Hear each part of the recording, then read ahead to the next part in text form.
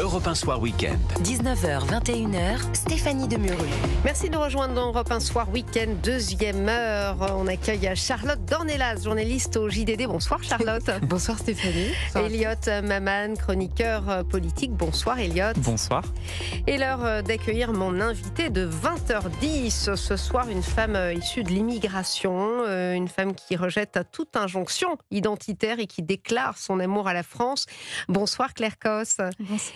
Vous publiez cet ouvrage, Le Paradis français, aux éditions du Cerf. Alors, c'est un mélange de récits personnels, de réflexions culturelles, d'hommages historiques construits autour de 10 thèmes français, très français: la cuisine, la langue de Molière, la conversation, la courtoisie, l'élégance dans les vêtements, le patrimoine, le patriotisme. Ça fait du bien d'entendre parler de ces sujets. C'est pas toujours le cas. Parfois, il y a un peu du French bashing, comme on dit en anglais. Alors vous êtes journaliste, né en Turquie, c'est bien ça? Oui.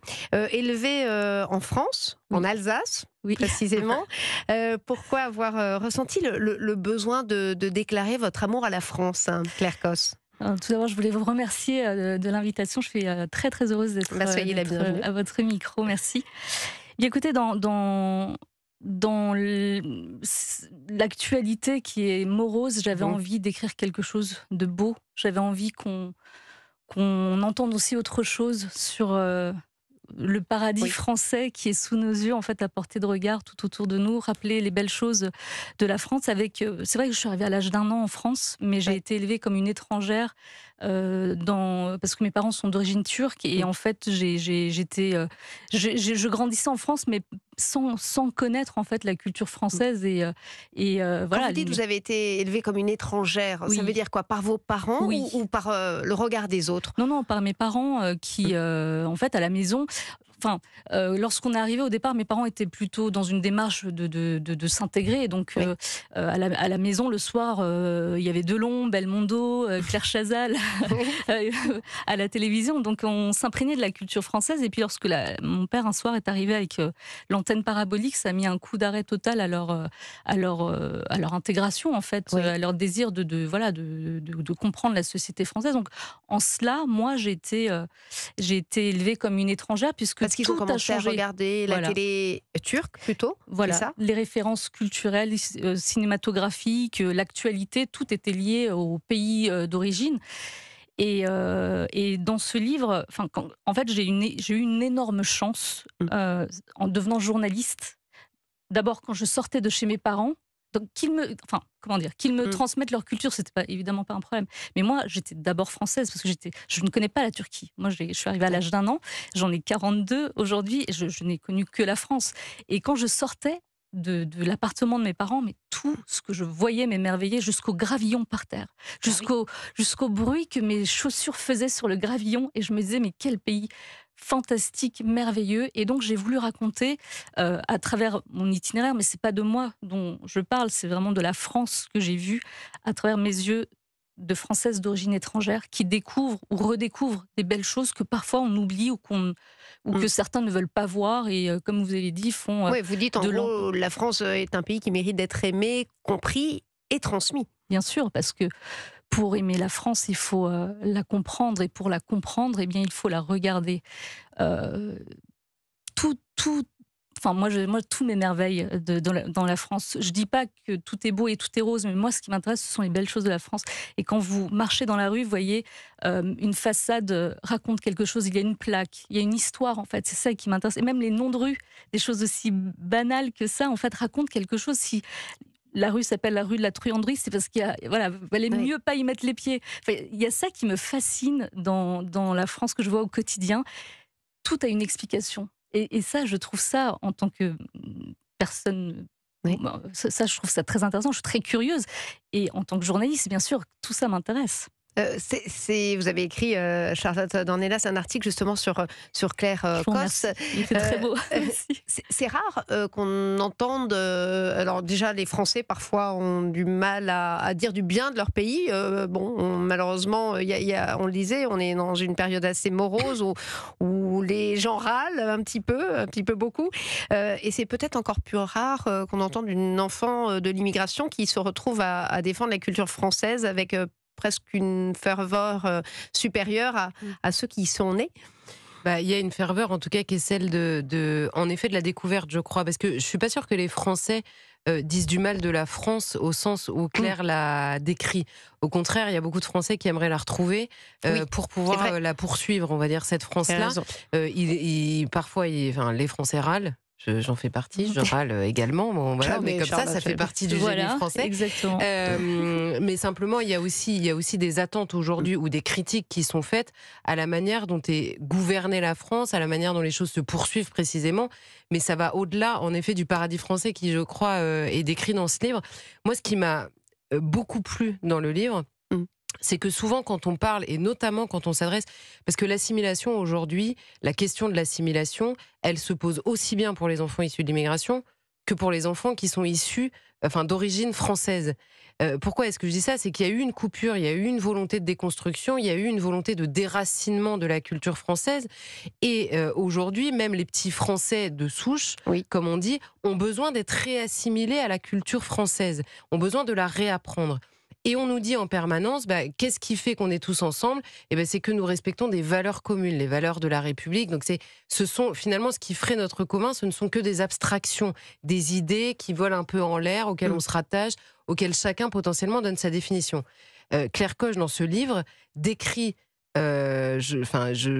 vraiment au fil des pages et en plus par le dessin, donc c'est vrai que c'est un livre très poétique et vraiment très joli. Magnifiques que vous faites décrit une rencontre en fait. La France devient une personne, ça devient extrêmement charnel et la France se décline à la fois, en effet, vous le disiez, dans des conversations, à la fois dans des menus gastronomiques, mais aussi dans une boîte de choucroute. Et une choucroute, je m'adresse à mes deux Alsaciennes. Charlotte. Et en fait, dans tout et dans la moindre page, sont des rencontres avec des personnes vivantes ou qui font partie de l'histoire. Et tout raconte en effet la France comme quelque chose de charnel qui traverse les siècles. Et vous en parlez merveilleusement bien. Non mais vraiment, ça m'a beaucoup touchée parce que moi c'est ce que je pense être le plus triste en fait aujourd'hui, c'est qu'à chaque fois on dit il faut que nous ayons quelque chose de commun et ça n'est jamais charnel. Mais vous pouvez pas faire adhérer à la France des gens s'ils n'en tombent pas amoureux. Il y a quelque chose du désir et qu'on retrouve de manière magnifique dans ce livre. Merci Charlotte. Claire Koch, plus française que les Français, c'est vrai que vous défendez quand même ce pays peut-être encore plus. Il y a cet aspect justement que vous avez envie de le défendre avec un patriotisme doux, vous dites. Oui, alors plus française que les Français, évidemment, c'est pas moi qui me suis autoproclamée de cette manière, je me permettrai jamais. C'est des remarques, c'est des reproches qu'on m'a faites et je me suis dit ça sonnait comme des reproches. Oui, c'était vraiment clairement des reproches en disant plus blanc que blanc, plus français que français. Je disais mais quand même c'est comme je sais pas la base je sais pas de chaque citoyen d'aimer le pays dans lequel il vit, même si encore une fois tout n'est pas rose, c'est vrai, mais et puis moi je fais pas de politique, je n'écris pas de cette manière-là sous cet aspect-là, mais vous voyez, je suis d'origine turque, je n'ai jamais entendu une telle dans la bouche de certaines élites autoproclamées en France, une telle détestation de son pays. Je crois qu'on doit être l'un des seuls pays où ça se passe comme ça, en fait, où aimer, c'est suspicieux, c'est disruptif, comme on dirait dans la vulgate. Mais ces reproches, vous les avez eus de qui, justement? Des amis, d'amis, au début de ma carrière, par des collègues, même dans mon changement de prénom. Ils me reprochaient d'être pas assez turque. Donc ça, c'est assez d'origine turque eux aussi? Non. C'était en cela aussi que j'avais envie d'écrire pour montrer qu'il existe en France aussi ça. C'est-à-dire qu'on peut être élevé en France comme une étrangère et puis quand on veut aussi s'intégrer, c'est pas, qu'il y a dans son entourage des personnes qui vous font le reproche de vouloir vous être comme eux, quoi. Moi j'appelle ça, ça n'engage que moi. Encore une fois, c'est pas un discours politique, c'est mon parcours personnel. Je ne fais aucune généralité, je ne dis pas que tout le monde doit faire comme moi et que je suis un modèle à suivre, mais j'avais le sentiment que être qui je suis était interdit. Aimer la France était interdite. Moi j'ai changé de prénom par amour, pas parce que j'avais un problème d'intégration ou je ne sais quoi.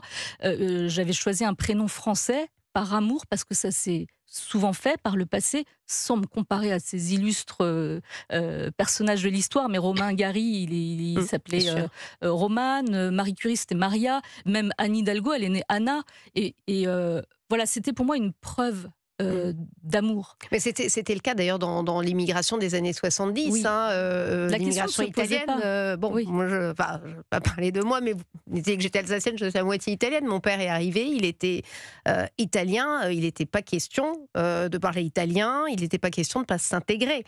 C'était une immigration certainement particulière, et aujourd'hui, ce n'est pas forcément le cas. Pour quelles raisons, selon vous, il y a plus cette volonté d'assimilation? D'abord, moi, je pense que l'assimilation, c'est vraiment c'est très personnel. C'est une démarche enfin, moi, en tout cas, à travers mon parcours, ce que j'ai envie de montrer, c'est que moi, j'ai envie de donner à aimer la France, parce que, vous voyez, je suis née au fin fond de l'Anatolie, de parents bergers. Je suis devenue journaliste en arrivant en France, en ayant les mêmes chances que tout enfant de la République qui allait à l'école de la République.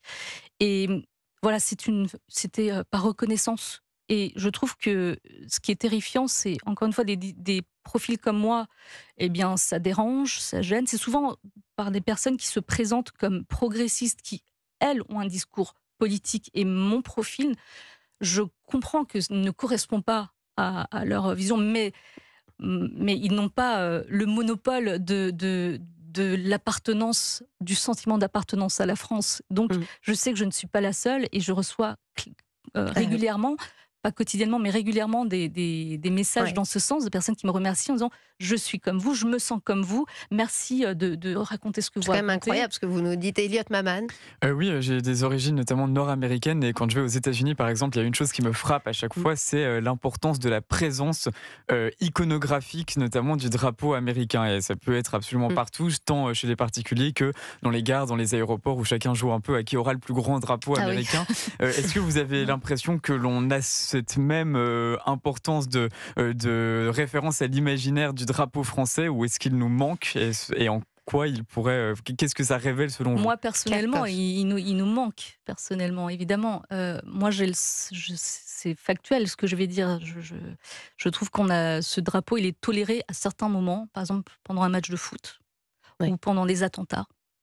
C'est toléré, ou pendant les JO, c'était toléré. Voilà. Moi, j'ai trouvé ça, et j'ai tout un chapitre sur les JO, enfin pas tout un chapitre, mais il y a quelques pages sur les Jeux Olympiques où j'ai trouvé la France heureuse à ce moment-là. Il y avait ce que je trouvais merveilleux, c'était dans les coins de rue à Paris, des gens chantaient la Marseillaise. Vous dites un moment où la France s'est reconnue elle-même pendant les Jeux Olympiques.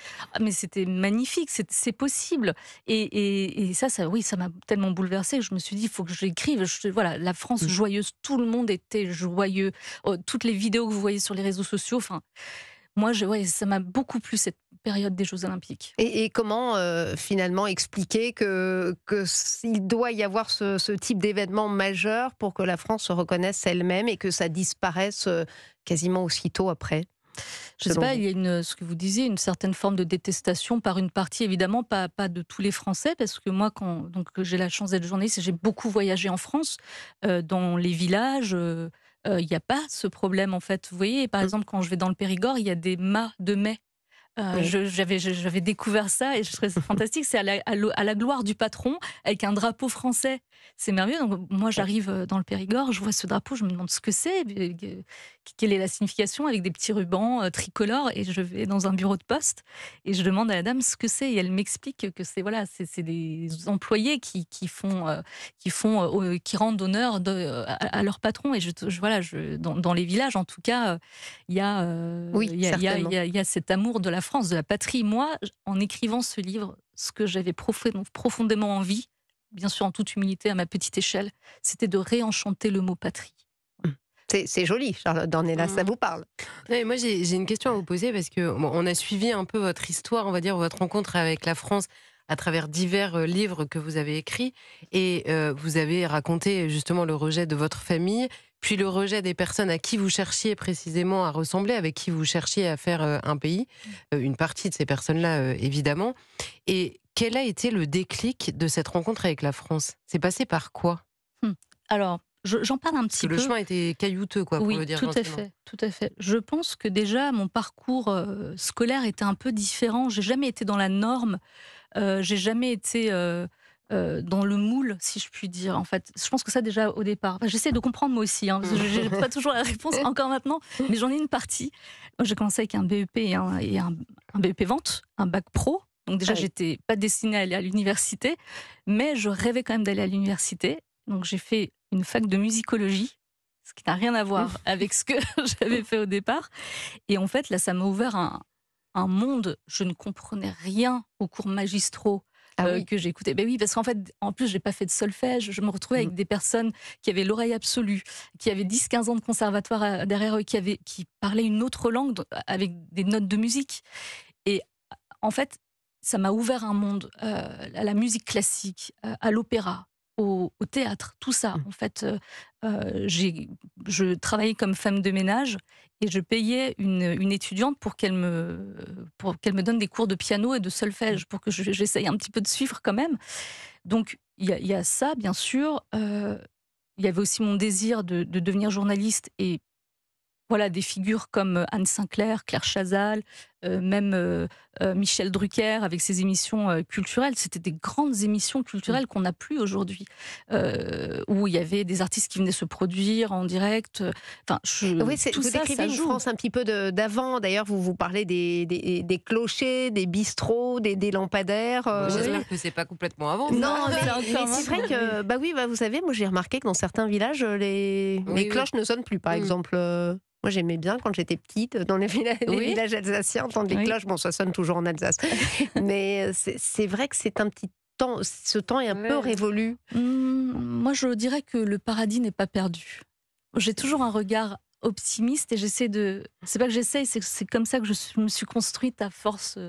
Enfin, et toute seule, moi, je suis une autodidacte de la culture française, de la langue française, de la France. Vous voyez, pour moi, parler français déjà et devenir journaliste, c'était une victoire sur là d'où je venais.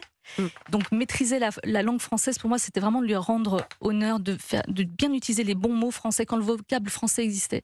Mais encore une fois, certains de mon entourage professionnel au début de ma carrière, eux, me disaient non, mais c'est ringard, faut parler en anglais. Et je me disais, mais moi qui est arrivé là, on me dit, non, c'est plouc. Et là, maintenant, la mode, ce qui est cool, c'est de parler anglais. Oui, ça va changer bientôt, ça sera peut-être du chinois. Merci en tout cas, j'invite... Ça va être plus chaud. Hein. Mais bon, j'invite les auditeurs en tout cas à acheter ce livre, Le Paradis français aux éditions du Cerf. Merci Claire. On dit coche, c'est On ça? peut dire cosse à la Cosse. française. Parce qu'il y a Très une petite, J'ai vu que Charlotte était meilleure que moi. Non, pas du tout. tout à l'heure. Je maîtrise pas la essayé de faire CDI en fin pareil. de mots. Merci en tout cas d'avoir été avec nous, d'être passé par le studio Merci pour d'Europe votre 1. invitation.